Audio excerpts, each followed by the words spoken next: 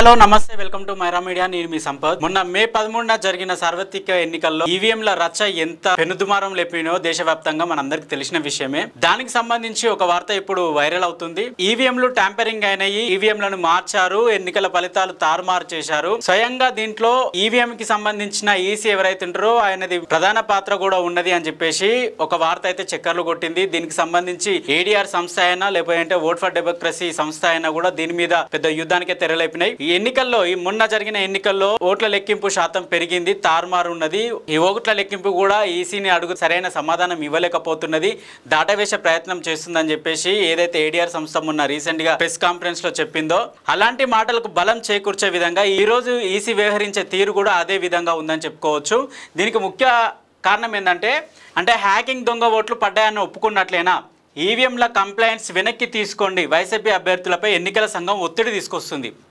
ఒకవేళ ఈవీఎంలో కనుక తారుమారు కాకపోతే ఈవీఎం ట్యాంపరింగ్ కాకపోతే ఈ వైసీపీ అభ్యర్థులకు ఎందుకు ఒత్తిడి తేవాల్సి వస్తుంది ఎన్నికల సంఘం మీరే కదా చెప్పింది ఈవీఎంలలో ఏమన్నా గోల్మాల్ ఉన్నా ఏమన్నా ట్యాంపరింగ్ అయినా లేకపోతే ఓట్ల శాతం పెరిగినా ఓట్ల లెక్కింపులో తప్పులు తేడాలు జరిగినా కూడా మీరు వచ్చి ఏదైతే మీ సందేహాలు ఉన్నాయో ఆ సందేహాలను తీర్చుకోండి మీకు స్లాట్ ఓపెన్ చేస్తున్నాం ఆ స్లాట్లో మీ పేరు రిజిస్ట్రేషన్ చేసుకుంటే నియోజకవర్గానికి సంబంధించిన డీటెయిల్స్ ఆ ఫామ్ లో నింపితే టైం వచ్చినప్పుడు దానికి ఒక తేదీని ప్రకటించి ఆ తేదీలోపు మిమ్మల్ని పిలిచి ఆ ఈవీఎంలో మీ కళ్ళ ముందటనే ఓపెన్ చేసి లెక్కించడం జరుగుతుందని చెప్పేసి ఏదైతే ఈసీ చెప్పిందో అలాంటి మాటలకు ఇప్పుడు ఈసీ ఆ మాటలను దాటవేసే ప్రయత్నం చేస్తుంది దీనికి సంబంధించిన ఒక వార్తను ఒక కథనాన్ని ఒక పత్రిక కవర్ చేసే ప్రయత్నం చేసింది వివరాల్లోకి వెళ్తే దీనికి ముందు మొన్న రీసెంట్గా ఒక 1 వీక్ బ్యాక్ ఏదైతే ఏడీఆర్ సంస్థ ఈవీఎంల గోల్మాల్ జరిగింది దానికి సంబంధించిన డేటా ఈసీని అడిగితే ఈసీ ఇవ్వలేకపోతుంది ఇప్పటివరకు మాకు సమాధానం ఇవ్వలేదు మాకు రెస్పాండ్ కాలేదు దీనికి సంబంధించి పెద్ద ఎత్తున ఉద్యమం కూడా మేము మొదలు పెట్టడానికి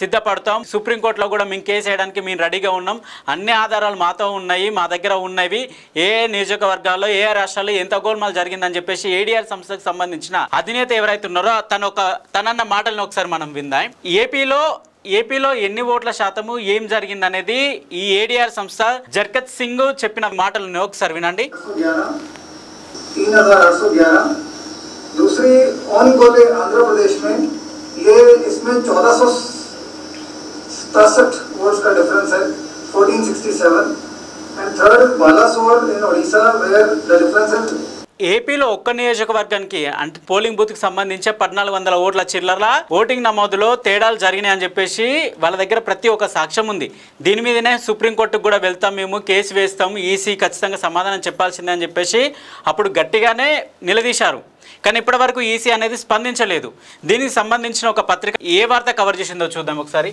ఈవీఎంలపై ఫిర్యాదులు వెనక్కి తీసుకోండి మీరు చెల్లించిన ఫీజు వాపసు ఇస్తాం వైఎస్ఆర్సీపీ అభ్యర్థులపై ఎన్నికల సంఘం అధికారుల ఒత్తిడి విజయనగరంలో లోక్సభ స్థానం పరిధిలో 81% పోలింగ్ ఈ 21 రోజులు గడిచిన ఈవీఎంలలో ఇంకా 99% ఛార్జింగ్ దీనిపై విచారణ జరపాలని ఆర్ఓకు వైఎస్ఆర్సీపీ అభ్యర్థి బెల్లానా ఫిర్యాదు ఈసీ సూచన మేరకు 94,400 ఫీజు కింద చెల్లింపు ఈవీఎంల ట్యాంపరింగ్ హ్యాకింగ్ అనుమానంతో ఒంగోలు ఎమ్మెల్యే అభ్యర్థి బాలినేని కూడా ఫిర్యాదు చేయడం జరిగింది విచారణ కోసం 5,66,400 రూపాయలు కూడా ఫీజుగా చెల్లించిండు ఇదే రీతిలో బొబ్బిలి అభ్యర్థి శంబరి చిన్నప్పల్ నాయుడు ఫిర్యాదు చేస్తే ఈ నెల 25 నుంచి 28 వరకు విచారణ చేస్తామన్న ఎన్నికల సంఘం తేదీ దగ్గర పడుతున్న కొద్దీ అధికారుల్లో ఆందోళన ఈవీఎంల పనితీరుపై ఏడీఆర్ విఎఫ్డి అనుమానాలు ఓట్ల పోలింగ్ శాతాల్లో భారీ వ్యత్యాసాలపై ఫిర్యాదు ఏపీలో ఏకంగా 12.5% పోలింగ్ పెరగడంపై ఆశ్చర్యం హ్యాకింగ్ లేదా మార్చడం లేదా సక్రమంగా పనిచేయకపోవడమే పోలింగ్ శాతం పెరగడానికి కారణమని విశ్లేషణ విఎఫ్డి ఏడీఆర్ ప్రశ్నలపై స్పందించని ఎన్నికల సంఘం తాజాగా ఫిర్యాదులు వెనక్కి తీసుకోవాలంటే వైఎస్ఆర్సీపీ అభ్యర్థులపై ఒత్తిడి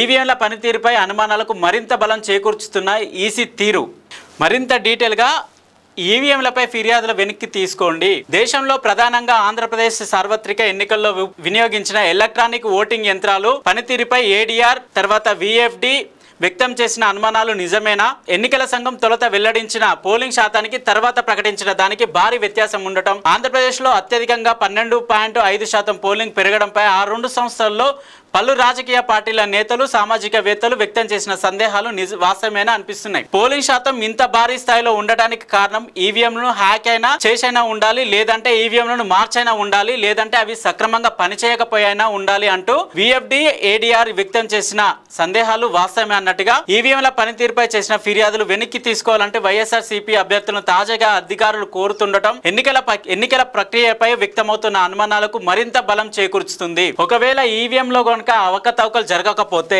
ఈ 12.5% పోలింగ్ గనుక అధికంగా నమోదు కాకపోతే మీరు ఈవీఎంలను ఎందుకు వెనక్కి తీసుకోమంటున్నారు? ఈవీఎంల మీద ఇచ్చిన కంప్లైంట్లను ఎందుకు వాపసు తీసుకోమంటున్నారు? వైఎస్ఆర్సీపీ నేతలకు ఫిర్యాదులను వెనక్కి తీసుకోమని అంటున్నారు. బలవంతం ఎందుకు చేయాల్సి వస్తుంది? ఈవీఎంల పనితీరుపై వైఎస్ఆర్సీపీ అభ్యర్థుల ఫిర్యాదులు. రాష్ట్రంలో మే 11 జరిగిన సార్వత్రిక ఎన్నికల్లో విజయనగరం లోక్సభ స్థానం పరిధిలో 81% ఓట్ల పోలయ్యాయి. ఓట్ల లెక్కింపునకు ఈసీ జూన్ 4న చేపట్టింది. అంటే పోలింగ్ పూర్తయిన 21 రోజుల తర్వాత ఓట్ల లెక్కింపు జరిగింది. ఈ సందర్భంగా ఓటింగ్ యంత్రాలను పరిశీలించగా అధిక శాతం ఈవీఎంలో ఛార్జింగ్ 99% ఉన్నట్లు గమనించిన వైఎస్ఆర్సీపీ అభ్యర్థి బెల్లాన చంద్రశేఖర్ అనుమానం వ్యక్తం చేస్తూ దీనిపై విచారణ జరపాలని రిటర్నింగ్ అధికారికి ఫిర్యాదు చేశారు. మే 13న గనుక ఎలక్షన్లు అయిపోతే 21 రోజుల తర్వాత కూడా ఈ 99% ఛార్జింగ్ అనేది ఎట్లా సాధ్యమైంది ఈవీఎంలలో? ఇక్కడ అదే అంటున్నాడు కదా, ఓట్ల లెక్కింపు జూన్ 4న చేపడితే పోలింగ్ పూర్తయిన 21 రోజుల తర్వాత కూడా 99% ఛార్జింగ్ ఉన్నట్లు వైఎస్ఆర్సీపీ నేతలు గమనించిండ్రు. ఏ యంత్రమైనా ఏ మిషన్ అయినా కూడా మనం ఏదైనా ఉపయోగిస్తున్నాము అంటే దాంట్లో ఛార్జింగ్ అనేది సహజంగా తగ్గిపోతుంటది. ఒక్కసారి దాన్ని హై సెక్యూరిటీ రూమ్ లో బంధించిన తర్వాత దాన్ని తీసినప్పుడే దాని ఛార్జింగ్ శాతం అనేది మనకు అర్థమవుతుంది. కానీ పెట్టేటప్పుడు చూస్తారు, తీసేటప్పుడు చూస్తారు. కానీ తీసిన రోజు 99% ఛార్జింగ్ ఎలా ఉంది ఆ ఈవీఎం మిషన్ లో? దీనికి సంబంధించి వైఎస్ఆర్సీపీ పార్టీకి సంబంధించిన అభ్యర్థి బెల్లాన చంద్రశేఖర్ కూడా అనుమానం వ్యక్తం చేశారని చెప్పేసి ఇక్కడ మనకు అర్థమవుతుంది. విచారణ కోసం జూన్ 10న ఆయన 94,400 రూపాయల ఫీజును కూడా చెల్లించారు. ఈవీఎంలో మెమోరీని తొలగించారా, లేదా మైక్రో కంట్రోలర్ ట్యాంపరింగ్ జరిగిందా, కంట్రోలర్ యూనిట్, బ్యాలెట్ యూనిట్, ఈ వీవీప్యాట్స్ ట్యాంపరింగ్ కానీ ఏమైనా మార్పులు కానీ జరిగాయా అని అనుమానం వ్యక్తం చేస్తూ వాటిపై విచారణ చేయాలని ఒంగోలు శాసనసభ స్థానం వైఎస్ఆర్సీపీ అభ్యర్థి బాలినేని శ్రీనివాస్ రెడ్డి కూడా రిటర్నింగ్ అధికారికి ఫిర్యాదు చేశారు. మొత్తం 12 ఈవీఎంలపై అనుమానాలు వ్యక్తం చేస్తూ బాలినేని ఫిర్యాదు సమర్పించారు. విచారణకు 5,66,400 రూపాయల ఫీజు చెల్లించగా బొబ్బిలి శాసనసభ స్థానం వైఎస్ఆర్సీపీ అభ్యర్థి చిన్న అప్పలనాయుడు కూడా ఇదే రీతిలో ఫిర్యాదు చేశారు. ఈ ఫిర్యాదులన్నింటిపైన ఈ నెల 20వ తేదీ నుండి 28వ తేదీ వరకు ఈవీఎంలు తయారు చేసిన కంపెనీ ప్రతినిధులు, ఎన్నికల కమిషన్ ఉన్నతాధికారుల సమక్షంలో విచారణ జరగనుంది. 25 నుండి 28 మధ్య ఈవీఎంలకు సంబంధించిన విచారణ అనేది జరగడం జరుగుతుంది. కానీ దానికంటే ముందే ఈ ఒత్తిడి తీసుకొని వచ్చి ఈ వైఎస్ఆర్సీపీ ఎవరైతే ఈ పిటిషన్లు వేసుకున్నారో వాళ్ళను వెనక్కి తీసుకోవాలి, కేసులు వెనక్కి తీసుకోవాలి, అప్పీళ్ళు, ఫిర్యాదులు అని చెప్పేసి ఏదైతే ఒత్తిడి చేస్తున్నారో ఈ ఒత్తిడి నిజంగానే ఈవీఎం ట్యాంపరింగ్కి అనుమానాలు బలం చేకూరుస్తున్నాయి. నిజంగా ఈవీఎం ట్యాంపరింగ్ జరగకపోతే ఇంత బలవంతంగా ఎందుకు ఫిర్యాదులు వెనక్కి తీసుకోవాలని అంటున్నారు? మీరు నిజాయితీగానే నిక్కత్తుతోనే కదా ఈ ఎన్నికలు నిర్వహించింది. ఈ ఎన్నికలు నిర్వహించినప్పుడు ఈ ఫిర్యాదులు ఎందుకు వెనకకి తీసుకోవాలి? ఈ భయం ఎందుకు ఈ ఎలక్షన్ కమిషన్ కి? ఉన్నదున్న వాస్తవాలు ప్రజలకు తెలియాలి. ఉన్న వాస్తవాలు ఏం జరిగింది, మీ మీద అబండాలు వేస్తున్నారా లేకపోతే అబద్ధపు మాటలు సృష్టిస్తున్నారా అనేది ప్రజలకు తెలియాలంటే మీరు నిబద్ధతతో ఏదైతే ఈవీఎంల ట్యాంపరింగ్ జరిగిందో దాన్ని నిరూపించుకోవాల్సిన అవసరం ఉంటుంది కదా. ఎందుకు మీరు ఈ వెనుకకు తీసుకోవాలని ఒత్తిడి చేస్తున్నారు? రాష్ట్రంలో ఎన్నికల ప్రక్రియపై ఇప్పటికే దేశవ్యాప్తంగా సందేహాలు రేకెత్తుండగా తాజాగా ఎన్నికల సంఘం అధికారులు వ్యవహరిస్తున్న తీరు మరింత అనుమానాస్పదంగా ఉంది. ఈవీఎంల ట్యాంపరింగ్పై వైఎస్ఆర్సీపీ అభ్యర్థుల ఫిర్యాదులను విచారించేందుకు స్వయం ప్రతిపత్తి కలిగిన ఎన్నికల సంఘం వెనుకడుగు వేస్తుండడం విస్మయం కలిగిస్తుంది. విచారణ తేదీ దగ్గర పడుతున్న కొద్దీ అధికారుల ఆందోళన పెరుగుతుంది. ఫిర్యాదులు వెనక్కి తీసుకోవాలంటే వైఎస్ఆర్సీపీ అభ్యర్థులపై అధికారులు పెద్ద ఎత్తున ఒత్తిడి తెస్తున్నారు. ఫిర్యాదులు వెనక్కి తీసుకోవడం అంటే మీరు చెల్లించిన ఫీజు వెనక్కి ఇచ్చేస్తామని ప్రతిపాదిస్తున్నారు. అధికారులు వ్యవహరిస్తున్న తీరును చూస్తుంటే ఈవీఎంల పనితీరుపై ఏడీఆర్, విఎఫ్డీలతో పాటు వైఎస్ఆర్సీపీ అభ్యర్థులు, వివిధ రాజకీయ పార్టీల నేతలు, సామాజికవేత్తలు వ్యక్తం చేసిన అనుమానాలను నిజమనే అభిప్రాయం బలంగా కలుగుతుంది. ఇదే అంశంపై రాష్ట్ర ప్రధాన ఎన్నికల అధికారి వివేక్ యాదవ్ను సాక్షి సంప్రదించగా సీఈఓ కార్యాలయానికి ఈ విచారణకు సంబంధం ఉండదని, ఇది పూర్తిగా జిల్లా స్థాయిలో జరుగుతుందని స్పష్టం చేశారు. పార్లమెంటు, అసెంబ్లీ నియోజకవర్గాల వారిగా ఫిర్యాదులపై ఆయా రిటర్నింగ్ అధికారులదే బాధ్యత అని పేర్కొన్నారు. వారి సమక్షంలోనే ఈ విచారణ ప్రక్రియ జరుగుతుందని సీఈఓ చెప్పారు. వైఎస్ఆర్సీపీకి సంబంధించి సంబంధించిన అభ్యర్థి బెల్లాయ చంద్రశేఖర్ ఏమన్నాడు ఒకసారి.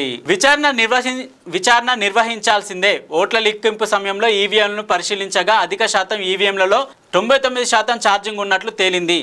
నా లోకసభ స్థానం పరిధిలో 81% పోలింగ్ జరిగింది. పోలింగ్కు కౌంటింగ్కి తేదీకి మధ్య 21 రోజులు గడువు ఉంది. అయినా సరే ఈవీఎంలో 99% ఛార్జింగ్ ఉండటాన్ని బట్టి చూస్తే టాంపరింగ్ జరిగిందని అనుమానంతో ఫిర్యాదు చేశా. విచారణకు అయ్యే ఫీజు మొత్తాన్ని కూడా చెల్లించా. అయితే ఆ ఫిర్యాదుని వెనక్కి తీసుకోవాలని అధికారులు నన్ను కోరారు. ఫిర్యాదు ఉపసంహరించుకుంటే ఫీజు వాపసు ఇస్తామని చెప్పారు. దాన్ని నేను సున్నితంగా తోసిపుచ్చాని విచారణ నిర్వహించాల్సిందని తేల్చి చెప్పేశాడు. ఈవీఎంల ట్యాంపరింగ్, హ్యాకింగ్, ఓటింగ్ యంత్రాలను మార్చేశారని అనుమానాలు వ్యక్తం చేస్తూ ఈ రిటర్నింగ్ అధికారికి ఫిర్యాదు చేశా. ఎన్నికల సంఘం సూచనల మేరకు ఫిర్యాదుపై విచారణ కోసం ఫీజు కూడా చెల్లించా. ఇప్పుడు ఆ ఫిర్యాదు వెనక్కి తీసుకోవాలని నా పిఏకు అధికారులు ఫోన్ చేశారు. ఫిర్యాదు వెనక్కి తీసుకుంటే ఫీజు వాపసు ఇస్తామని చెప్పారట. దీనిపై విచారణ జరగాల్సిందే, వాస్తవాలు నిగ్గు తేల్చాల్సిందే అని చెప్పేసి బాలినేని శ్రీనివాసరెడ్డి ఒంగోలు శాసనసభ సభ్యుడు వైఎస్ఆర్సీపీకి సంబంధించిన అభ్యర్థి అడగడం జరుగుతుంది. ఎందుకు ఈవీఎంలలో 21 రోజుల తర్వాత కూడా 99% అట్లా చూపిస్తుంది? కామన్గా మనము సెల్ ఫోన్ అనేది యూజ్ చేస్తాం. యూజ్ చేసినా యూజ్ చేయకపోయినా కూడా దాని సామర్థ్యం మేరకు ఛార్జింగ్ అనేది డ్రాప్ డౌన్ అవుతూనే ఉంటుంది. పొద్దున 100% ఛార్జింగ్ అయితే సాయంత్రం వరకు 0% వచ్చే ఛాన్సెస్ ఉంటుంది. 0% రాకపోయినా కూడా కనీసం ఒక 70% కన్నా పడిపోయే ఛాన్సెస్ ఉంటుంది. కానీ ఈవీఎం మిషన్లలో ఎందుకు ఛార్జింగ్ పడిపోలేదు? ఈ అనుమానమే ఈవీఎం ట్యాంపరింగ్ జరిగిందనేది ఒక పెద్ద అనుమానంగా ఇలాంటి చర్చకు దారితీస్తుంది. ఒకవేళ ఎన్నికల అధికారి నిజాయితీగా ఎన్నికలు నిర్వహించిన ఆంధ్రప్రదేశ్ అని ఒక్కటనే కాదు, దేశవ్యాప్తంగా ఈవీఎం ట్యాంపరింగ్ అనేది జరిగింది. సాక్షాత్తు పార్లమెంటు సాక్షిగా మొన్న జరిగిన పార్లమెంటు సమావేశాల్లో కూడా సమాజ్వాదీ పార్టీకి సంబంధించిన అఖిలేష్ యాదవ్ కూడా ఈవీఎం ట్యాంపరింగ్ జరిగింది, నా పార్టీకి కూడా 89కి 89 సీట్లు వచ్చినా కూడా నేను ఒప్పుకోను అనే ఒక ఏదైతే వాదన బలంగా వినిపించాడో ఆ బలానికి ఇప్పుడు ఈసీ వ్యవహరించే తీరు కూడా బలం చేకూరుస్తుంది. అలాంటి అనుమానాన్ని రేకెత్తిస్తుంది. 538 నియోజకవర్గాలలో ఈవీఎం ట్యాంపరింగ్ జరిగిందని చెప్పేసి ఈడీఆర్ సంస్థ ఒక 1 వీక్ బ్యాక్ ఒక ప్రెస్ కాన్ఫరెన్స్ నిర్వహించింది. అందులో దానికి సంబంధించిన ఒక్కొక్క నియోజకవర్గానికి సంబంధించి ఒక్కో రాష్ట్రానికి సంబంధించి ఎన్నికలకు సంబంధించిన లెక్కలు కూడా బయట పెట్టడం జరిగింది. ఈ విషయం మీద ఈసీ ఎందుకు సైలెంట్గా ఉండాల్సి వస్తుంది? ఎందుకు వైఎస్ఆర్సీపీ అభ్యర్థులను బలవంతంగా మీ ఫిర్యాదులను వెనక్కి తీసుకోవాలని చెప్పేసి అధికారుల నుండి ఒత్తిడి తేవాల్సి వస్తుంది? అంటే ఈవీఎం ట్యాంపరింగ్ జరిగింది అనే అనుమానం నిజమే. ఈ ఈవీఎం ట్యాంపరింగ్ కనుక ఈ చర్చ కనుక బయటకు వస్తే దేశవ్యాప్తంగా ఒక పెద్ద చర్చకే దారితీసే అవకాశం ఉంటుంది. ఇప్పటికీ చూస్తున్నాం, పార్లమెంటులో చర్చ తీసుకొచ్చినా కూడా దాన్ని ప్రధాని మోడీ కొట్టివేసే విధంగా వ్యవహరించిన తీరు కూడా మనం చూసినాం. దీని మీద ఏడీఆర్ సంస్థ సుప్రీంకోర్టుకి వెళ్ళడానికి కూడా సిద్ధమైంది. ఒకవేళ ఈవీఎం ట్యాంపరింగ్ జరగకపోతే ఎన్నికల అధికారి కూడా స్పందించాలి కదా. ఈవీఎం మిషన్లలో ఎలాంటి ట్యాంపరింగ్ జరగలేదు, ఈవీఎంలో ఎక్కడ అవకతవకలు జరగలేదు, నిజాయితీగా నిబద్ధతగా మేము నిర్వహించమని చెప్పేసి మీరు ఎందుకు ముంగడికి వచ్చి సమాధానం చెప్పలేకపోతున్నారు? ఎందుకు ఏడీఆర్ అడిగిన ప్రశ్నలకు సమాధానం దాటవేసే ప్రయత్నం చేస్తున్నారు? ఇది కనుక బయటకు వస్తే మీ పరువు ఎక్కడ పోతుందేమో అనుకుంటున్నారా?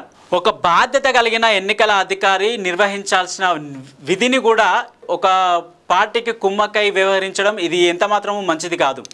ఎందుకంటే ఎన్నికల టైంలో ప్రజలు ఎన్నికల కమిషన్ మాత్రమే నమ్ముకుంటారు.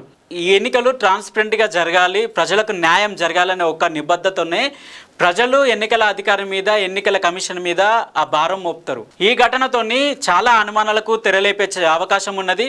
సో దీని మీద ఈసీ ఎంత తొందర స్పందిస్తే అంత మంచిది.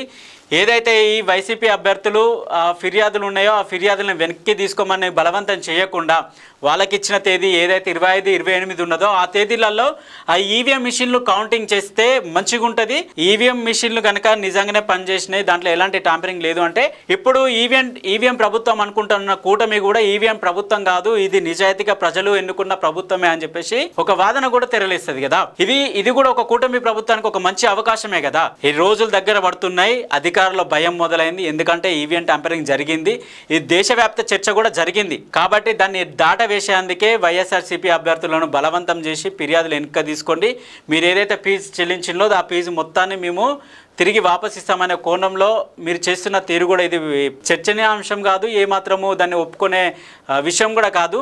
సో ప్రజలకు న్యాయం జరగాలి. ప్రజలు ఏదైతే అనుమానాలు రేకెత్తిస్తున్నారో అలాంటి అనుమానాలు రేకెత్తించే అనుమానాలకు మీరు ఒక పులి స్టాప్ పెట్టాల్సిందిగా ప్రజలు అనుకుంటున్నారు ఈ ఏదైతే 12.5% ఓట్ల లెక్కింపులో ఈ అధికంగా వచ్చిందని చెప్పేసి అనుకుంటున్నారు. ఈ అనుమానాలన్నింటికీ ఈసీ ఒక సమాధానం చెప్తుందని అనుకుంటున్నాం. సో దీని మీద నిక్కచ్చిగా నిజాయితీగా నిజం బయట పడాల్సిందే, నిజం తెలియాల్సిందే, ప్రతి ఒక్కటి బయటికి రావాల్సిందే ఏం జరిగిందనేది. సో చూద్దాం దీని మీద ఇంకొన్ని రోజులలో ఏం జరగబోతుంది. సో 25, 28 నుండి వాళ్ళు ఏదైతే ఆ డేట్ ఇచ్చారో ఆ డేట్ రోజున ఏం జరగబోతుందో చూద్దాం.